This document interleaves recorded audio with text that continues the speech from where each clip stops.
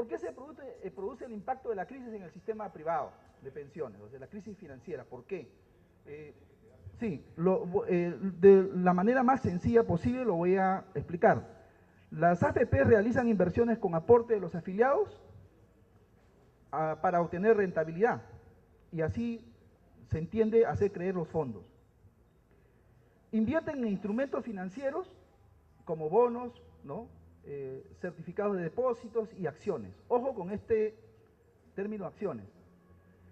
Las AFP en el Perú realizaron inversiones principalmente en títulos financieros y en acciones. La siguiente, por favor.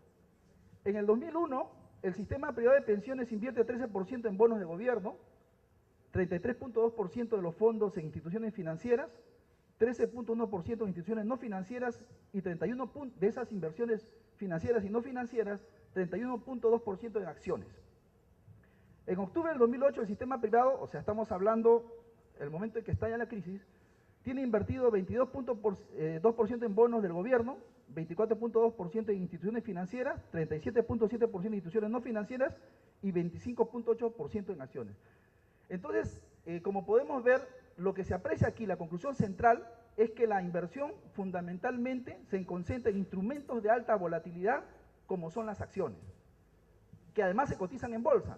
Entonces, la crisis financiera, al impactar sobre la bolsa y producir la caída de la bolsa, evidentemente la rentabilidad de estas acciones se van a reducir y va a impactar sobre los fondos de pensiones y particularmente también sobre las cuentas individuales, ¿no? Siguiente, por favor. Se estima que en julio del 2008 los fondos alcanzaban 49.000 millones de nuevos soles, a octubre del 2008 los fondos alcanzaban los 40.000 millones de nuevos soles, es decir, una pérdida de 9.000 millones de soles, aunque si se compara con el 2007, las pérdidas de rentabilidad se duplican, ¿no? Siguiente, por favor. ¿Qué hacer? ¿Reajuste al sistema privado de pensiones o reforma estructural integral del sistema de pensiones? Esa es la gran pregunta. Algunas propuestas de reajuste han sido planteadas. Por ejemplo, se ha dicho que hay necesidad de establecer comisiones en función de rentabilidad, ¿no? O sea, actualmente no existen comisiones, pago de comisiones que paga el aportante, el afiliado al sistema privado, ¿no? Entonces, lo que se está planteando como una alternativa es que estas comisiones se pagan en función de la rentabilidad. Es decir, si hay rentabilidad se paga comisiones. Y si no hay rentabilidad no se paga comisiones. Entonces, inmediatamente surge otra propuesta que dice, no, un régimen mixto mejor, ¿no? Un mejor régimen mixto, un momentito. Un monto fijo de comisiones y el resto, la diferencia, en función de la rentabilidad. Pero, en realidad, esta propuesta no ataca el fondo del problema. Porque si las inversiones, si el sistema privado, ¿no? Si el sistema de pensiones en el país se mantiene básicamente sobre el pilar fundamental del sistema privado, no va a significar una garantía de pensiones para la población en el país. Otros proponen crear un cuarto fondo, supuestamente libre de riesgos. Tampoco ataca el tema central, porque además deja a los otros fondos sujetos a los riesgos del mercado, ¿no es cierto? Y del impacto financiero. Por lo tanto, son solamente iniciativas muy externas que no atacan el fondo del problema. Y otros, llegando ya al colmo del asunto, que además ha sido propuesta por los representantes de la Asociación de Fondos de Pensiones, es aplazar la jubilación por 5 años más. Dice, bueno, pero ¿por qué preocuparse? Dice, ¿no? Si es preocuparse, bueno, si usted tiene 65 años, espere 5 años más, ¿no?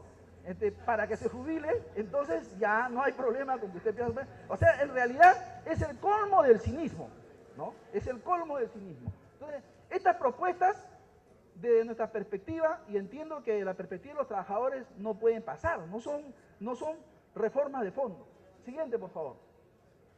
Entonces, considero que esta es la oportunidad histórica para impulsar la reforma estructural del sistema de pensiones en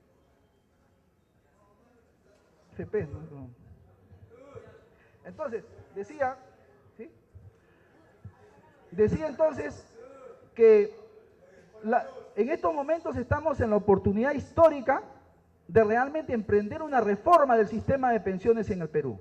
Pero una reforma cuyo pilar fundamental, cuyo eje central sea el fortalecimiento del régimen público de pensiones y no que gire en torno o como columna vertebral al sistema de privado de pensiones, ¿no? Vamos a ver que, para no perder la lógica, la pregunta planteada es o un reajuste al sistema o una reforma al sistema privado de pensiones, al sistema de pensiones públicas. Bueno, la siguiente. Anterior, nos hemos pasado, la anterior, ya. Bueno, la siguiente entonces. Entonces, ¿qué hacer? Dice, oportunidad histórica para impulsar la reforma estructural e integral del sistema de pensiones. La crisis financiera no debe distraernos del hecho de que millones de personas en el Perú y en el mundo viven sin protección social básica. Ojo, esto es fundamental. Como lo ha señalado Javier, la seguridad social es un derecho humano fundamental. Está reconocido en diferentes convenios y tratados internacionales. Y es más, la 89 conferencia de la OIT, en la que participan representantes de los sectores como los empleadores, el Estado y los trabajadores, han consensuado y han ratificado este carácter de derecho humano fundamental de la seguridad social. Por lo tanto, la seguridad social ha dejado de ser un derecho exclusivo de los trabajadores. Es un derecho humano, es decir, que los trabajadores tienen la posibilidad de que el resto de la sociedad pueda enfilarse realmente a impulsar una reforma del sistema de pensiones en el Perú, porque hay que lograr pensiones para aquellos que están excluidos del sistema. ¿Quiénes están incluidos en el sistema? Solamente los que tienen un vínculo laboral con un empleador. Y esos trabajadores no son la mayoría en el país. Y si además de eso agregamos lo que se ha señalado durante el transcurso de este seminario, en el sentido de que va a haber pérdidas de empleo, ¿no? Es evidente que el sector, los trabajadores afiliados a los sistemas de seguridad social y particularmente el sistema previsional van a ser los menos. La siguiente, por favor. En el siguiente cuadro, por favor, ¿ya? El empleo asalariado no predomina en el mercado de trabajo. Esto es una cuestión fundamental. Si ustedes ven acá los ocupados por categoría ocupacional, ustedes pueden apreciar en este cuadro que entre los trabajadores independientes, ¿ya?, y el trabajador familiar no remunerado son el 58.2% de los ocupados por categoría ocupacional en el Perú. O sea, la mayor parte de los trabajadores en el país son trabajadores autónomos, son trabajadores por cuenta propia, no son trabajadores dependientes de una relación laboral. Y es lógico que esto tenga impacto sobre la seguridad social cuando tenemos un modelo de seguridad social basado en la existencia de un vínculo laboral con el empleador. Es decir, el trabajador que trabaja por cuenta propia o que impulsa una iniciativa económica por cuenta propia no tiene posibilidades de acceder a la seguridad social. Es decir, el modelo en sí mismo es excluyente. El modelo en sí mismo ha dejado de ser o ha dejado de corresponder a la realidad, y por eso hay un gran sector de la población, por no decir la mayoría de la población, excluida de los sistemas de seguridad social.